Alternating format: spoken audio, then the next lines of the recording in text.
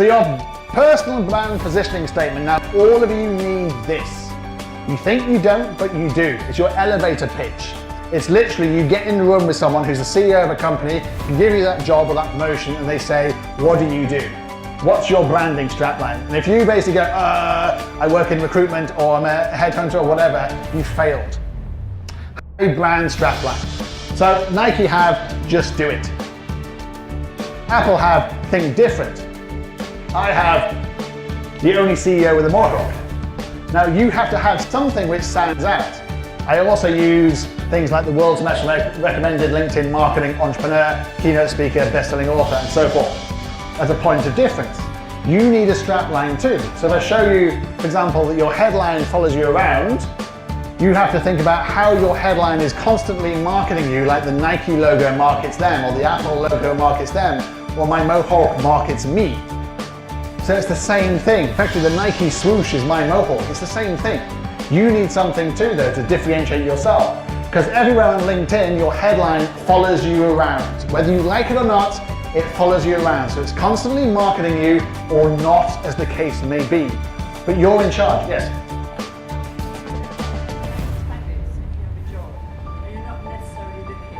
So how do you define yourself and not, I'm a manager, X, Y, Z, all that? Okay, what's your job? I've decided the job, so I'm not looking. No, but how did you get the job? How did you describe yourself to get the job? I know, but if you said, I'm looking for a job, give me a job, that's not a reason to give you a job, is it? Okay.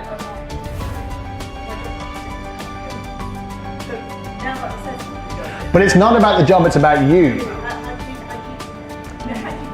What are your greatest attributes in your job, in any job?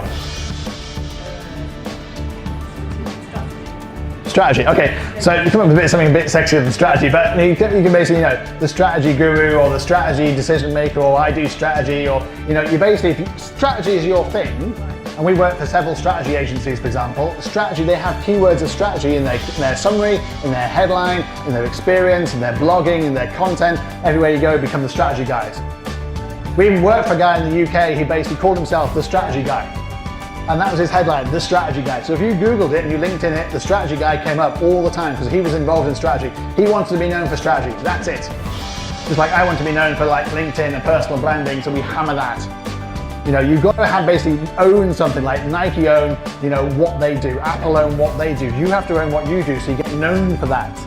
So people then, you can change career and obviously deviate that, but you have to be known for something. So your headline follows you around, which is why it's so important.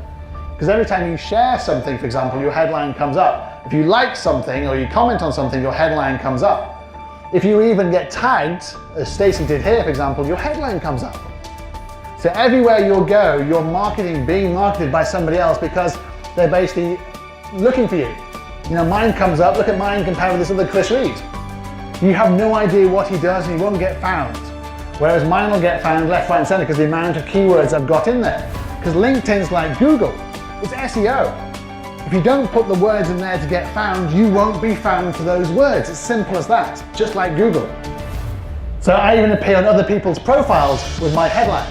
Look how it stands out, yeah.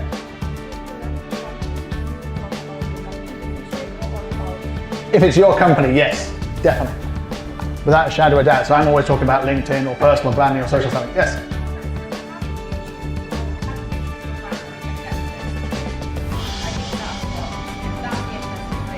So,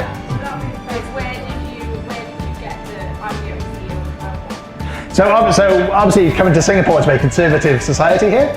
I remember the day I went to a hairdresser's on a Sunday, and I had spiky hair at the time and not a mohawk, and they said, "Oh, I suppose you're going to put your spike down tomorrow when you go to work." What?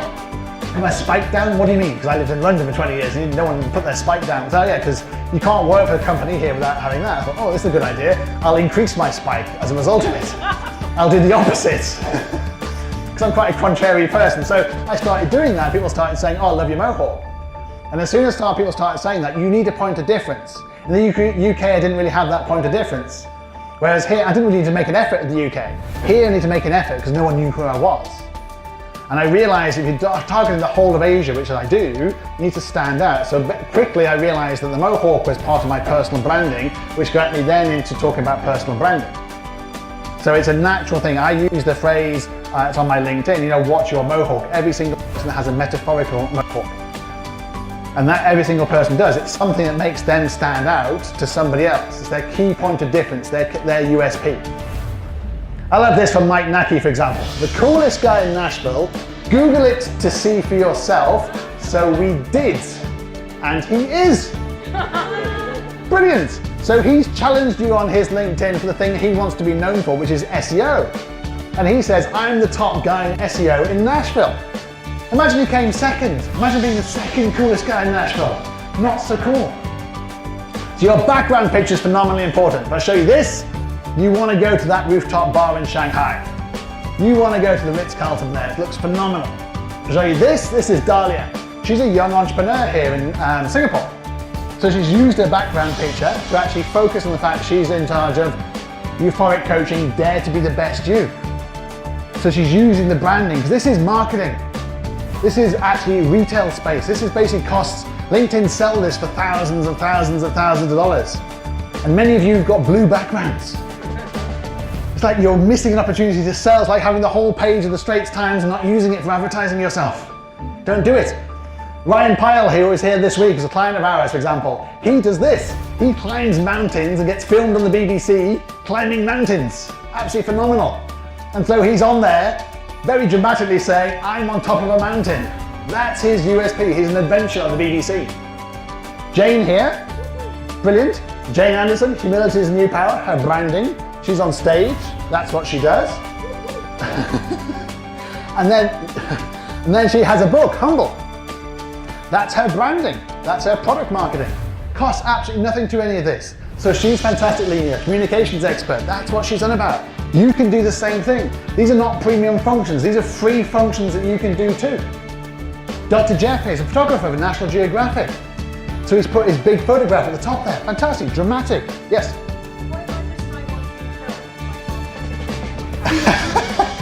You like watching films? What, you like Netflix or stuff like that, do you? In a business context, or that's the question here?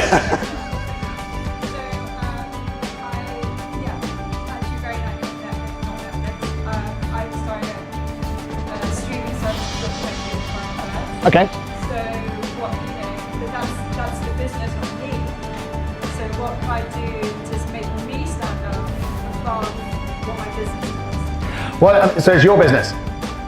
Yeah. So basically you're an entrepreneur, which is fantastic. And then you basically can have you with the documentaries, maybe in the background, and you have maybe videos of you and the documentaries and what maybe a show reel of what you're actually doing. So you have keywords about the fact of documentaries. If documentaries are your thing, then you own that space, so that basically every single thing you do on LinkedIn is about documentaries and streaming documentaries. And make sure you do that, but make sure you have obviously lots of video on there. Unfortunately not. But you could have screen grabs of your brand, for example, and the screens of the documentaries, like Ryan's done that.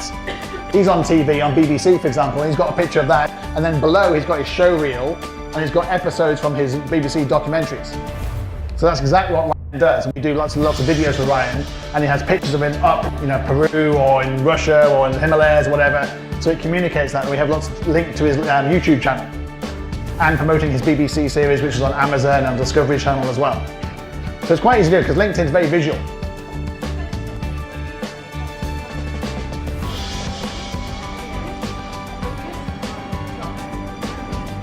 So LinkedIn as though is not dynamic, which means you need to think about your background picture. So I'll give you an example.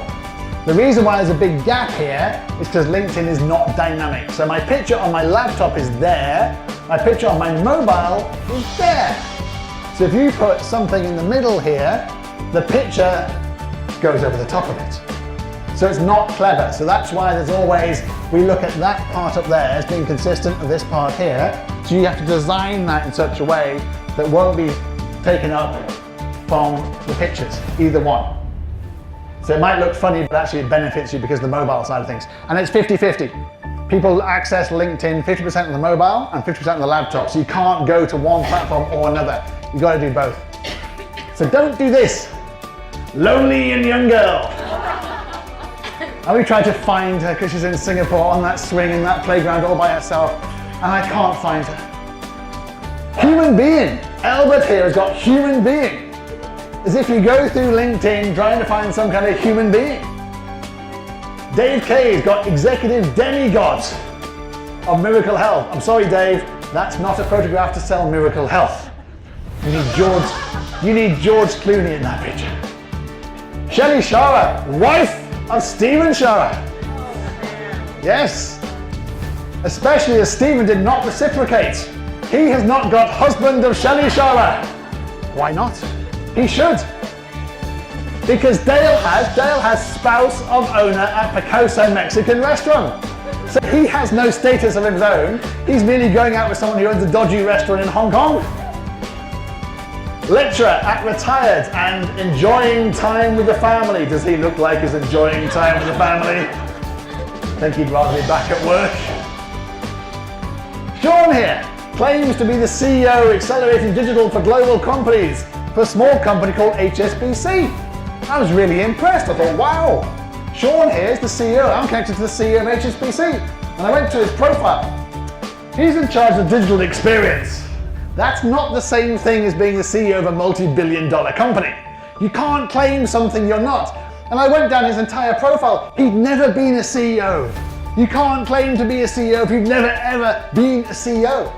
Just like she cannot claim to be managing director when actually she's the personal assistant to the managing director. These are very different things. So just be authentic on LinkedIn.